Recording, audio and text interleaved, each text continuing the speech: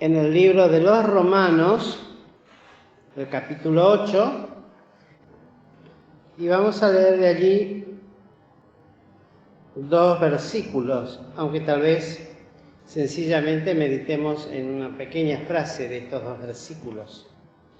Dice el versículo 26: Asimismo también el Espíritu ayuda a nuestra flaqueza, porque ¿qué hemos de pedir como conviene? No lo sabemos, sino que el mismo Espíritu pide por nosotros con gemidos indecibles. Mas el que escudriña los corazones sabe cuál es el intento del Espíritu, porque conforme a la voluntad de Dios demanda por los santos. Estos 2 versículos, nada más, hoy pensando en el devocional de la tarde, leyendo este pasaje, me encontré con esta primera frase que me hizo detener, cuando dice: y asimismo también el Espíritu ayuda nuestra flaqueza. Y la verdad que no pude continuar meditando en las otras partes de los textos, de este texto tan precioso, porque me quedó esto, la flaqueza. Y en oración le decía al Señor: bueno, Señor, pero ¿a qué flaqueza se refiere aquí el apóstol Pablo? Porque es algo que evidentemente no tiene que ver con una actitud y posición carnal, porque flaqueza quiere decir de los flacos, de los débiles en la fe. Algunos lo traducen directamente como carnales. Pero tiene que ver un poquito con todo eso, pero yo decía, qué raro, porque dice ayuda nuestra flaqueza. Ayuda, podríamos decirlo también, contra esa condición en la cual todos estamos, de gran flaqueza. Y decía, Señor, ayúdame, porque en verdad soy flaco para entender tu palabra, para comprenderla. El otro día escuchábamos en la vida del Señor Jesucristo que el Señor les hablaba por parábolas y sin parábolas no les hablaba. Y a los que le hablaba con parábolas era para que, hablándoles por parábolas, no entiendan de sus oídos ni entiendan con el corazón. Y nos sorprendía a mi señora y a mí esa forma de hablar del Señor, como le hablaba por parábolas. Y nos reíamos mutuamente porque decíamos, la verdad, cuánta es mi flaqueza, porque cuántas parábolas son aún todavía de gran interrogante para mi propia vida, para discernirla y sobre todo discernir la enseñanza espiritual que tiene la palabra de Dios. Y saliendo de aquello de lo que es más básico, que siempre se dice, de la ayuda del Espíritu, justamente a esa nuestra flaqueza, porque tiene que ver con las peticiones, porque ¿qué hemos de pedir como conviene? Dice, no lo sabemos. Y no sabemos nada, realmente. Conocemos de la palabra.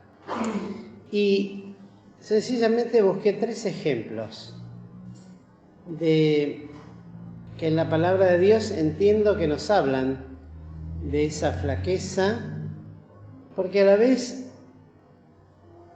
en la definición de la palabra flaqueza habla de debilidad, de falto de fuerzas, de incapacidad, pero a la vez también habla de todos los argumentos que esa flaqueza se arma a sí misma. Y eso me llamó la atención.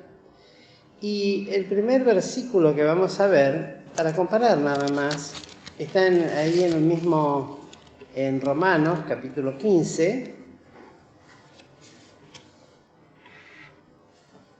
el versículo 1. Dice, así que los que somos más firmes debemos sobrellevar las flaquezas de los flacos y no agradarnos a nosotros mismos. Y el apóstol viene desarrollando todo un pensamiento sobre la tolerancia, como dice ahí en los subtítulos, la caridad con los débiles en la fe, que tiene que ver con lo que se comía, con algo tan básico como eso. Cómo se discernía lo que comía uno y lo que comía en otro. Y les dice el apóstol, no destruyas la obra de Dios por causa de la comida. Bueno es no comer carne, ni beber vino, ni nada en que tu hermano tropiece o se ofenda o sea debilitado.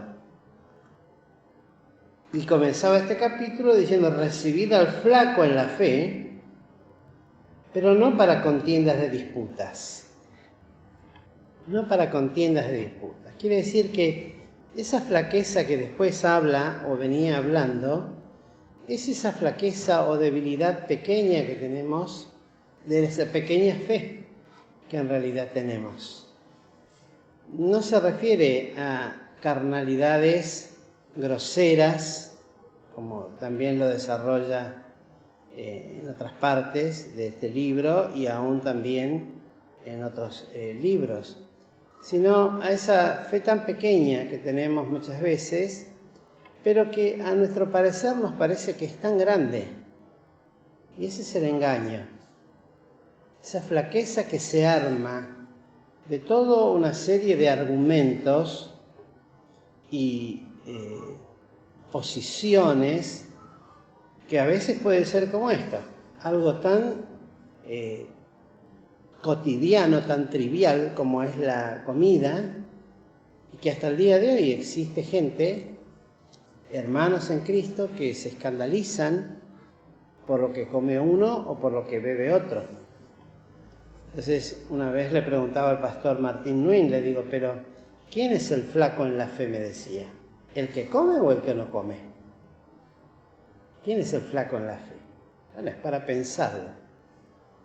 Pero lo cierto es que Pablo dice que ni tu comida ni tu bebida sea ocasión de hacer tropezar, de escandalizar al hermano que es flaco, porque uno come y da gracias a Dios y come para el Señor, y el otro no come y da gracias por lo que no come y también da gracias al Señor y lo hace para el Señor. Ese sería el primer pensamiento, sencillo nada más, para entender esa flaqueza que muchas veces hay en nosotros y que son grandes pensamientos. Después está ahí en Corintios, el capítulo 3, cuando el apóstol les habla a los hermanos, que eso se pudo estudiar en la escuela dominical, los versículos 1 y 3, hasta 3 podemos leer, de manera que yo, hermanos, no pude hablaros como a espirituales, sino como a carnales, como a niños en Cristo.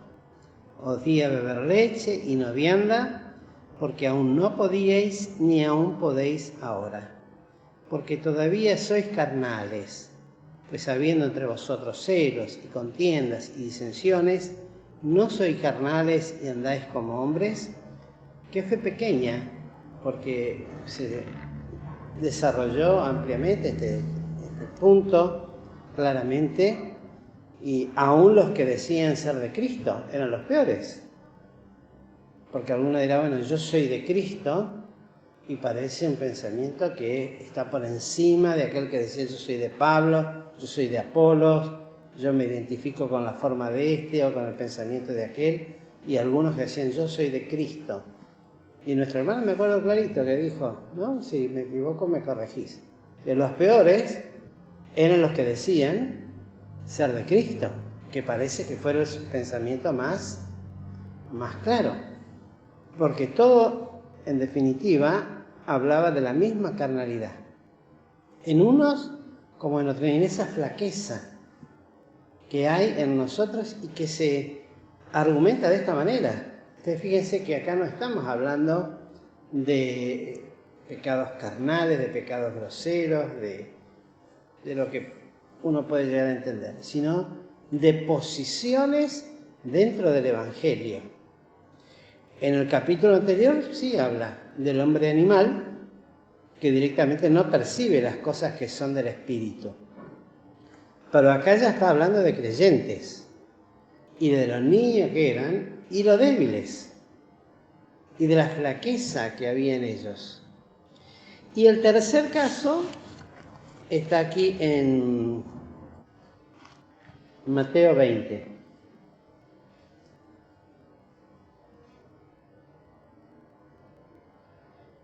Podemos leer desde el versículo 17. Y subiendo Jesús a Jerusalén, tomó sus 12 discípulos aparte en el camino y les dijo: y aquí subimos a Jerusalén, y el Hijo del Hombre será entregado a los príncipes de los sacerdotes y a los escribas, y le condenarán a muerte. Y le entregarán a los gentiles para que le escarnezcan y azoten y crucifiquen, mas al tercer día resucitará. Entonces se llegó a él la madre de los hijos de Zebedeo, con sus hijos, adorándole y pidiéndole algo. Y él le dijo: ¿qué quieres? Ella le dijo: di que se sienten estos 2 hijos míos, el uno a tu mano derecha y el otro a tu izquierda en tu reino. Entonces Jesús respondiendo dijo: no sabéis lo que pedís. Hasta aquí nomás. Y estos son 3 ejemplos nada más. El primero, como decíamos, lo que el Señor decía con respecto a la comida y a la bebida y a la actitud de cada uno, que le parece que es perfecto o correcto el pensamiento que tiene. El segundo ejemplo, la posición aún dentro de la iglesia, que no era más que flaqueza de fe y en la carne. Y el tercero ¿no? Que yo decía que es sublime, qué pensamiento más elevado. ¿Qué más podríamos pedir a Dios, Señor? Que me pueda sentar a la diestra del Hijo de Dios. Y el Señor le dice: no sabéis lo que pedís. Y me hizo recordar a esta frase de Pablo, cuando dice: porque ¿qué hemos de pedir como conviene? No lo sabemos. Qué complicado que se hace entonces, pero a la vez es simple, porque el Espíritu es el que se ocupa. Por eso dice que Él pide por nosotros. El Espíritu es el que pide. Sería entonces interesante considerar de aquellas cosas que oramos y que pedimos al Señor. Bueno, tal vez el Espíritu lo tiene que ir corrigiendo en la medida que asciende a los cielos, porque Él pide por nosotros.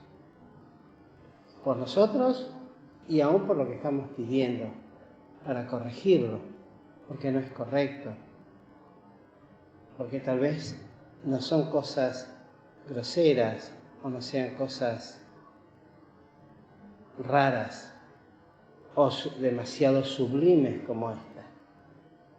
En una oportunidad me acuerdo, en la escuela bíblica, éramos jovencitos, recién comenzábamos, y había un hermano que no duró mucho en la escuela bíblica, pero que estando orando, al comenzar dijo: Señor, y quisiera morir en este momento acá y estar contigo.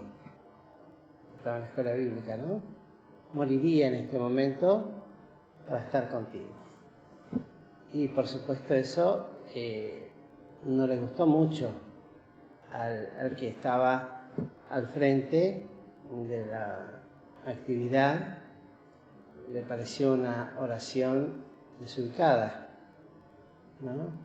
Y son esas oraciones que surgen de un corazón, ¿cómo podríamos decir?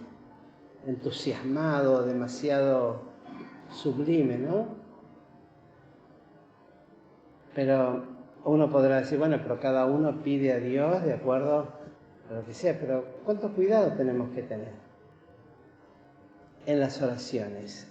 Y pensaba en cómo enseñaba el Señor a orar allí en el libro de Mateo, y cuando entras, dice, bien al principio está, ¿no? En el Sermón del Monte, y cuando oras, no seas como los hipócritas, dice.